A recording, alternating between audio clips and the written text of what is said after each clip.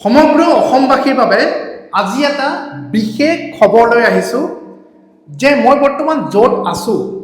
হয়তো আপোনালোক সকলোৱে দেখি আচৰিত হ'ব যে এটা এখন জেলৰ চেলৰ ভিতৰত আৰু এনে দৃশ্য আমি ক'ত দেখা পাওঁ কেৱল মাত্ৰ আন্দামান নিকোবৰৰ যি কালাপানীৰ চেলুলাৰ জেল আছে সেই চেলুলাৰ জেলত কিন্তু সমগ্ৰ উত্তৰ পূৰ্বাঞ্চলৰ ভিতৰতে আটাইতকৈ বৃহৎ যিখন উদ্যান সেই উদ্যানখন নিৰ্মাণ কৰা হৈছে যোৰহাটত আৰু যোৰহাটৰ যি কেন্দ্ৰীয় কাৰাগাৰ সেই কেন্দ্ৰীয় কাৰাগাৰ চৌহদত শ্বহীদসকলৰ স্মৰণত এই উদ্যান নিৰ্মাণ কৰা হৈছে আৰু জেলখনক যোৰহাট কেন্দ্ৰীয় কাৰাগাৰত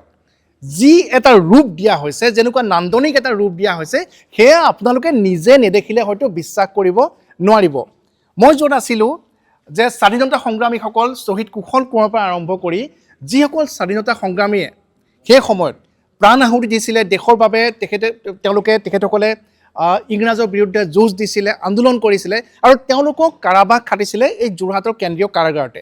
আৰু সেইসকল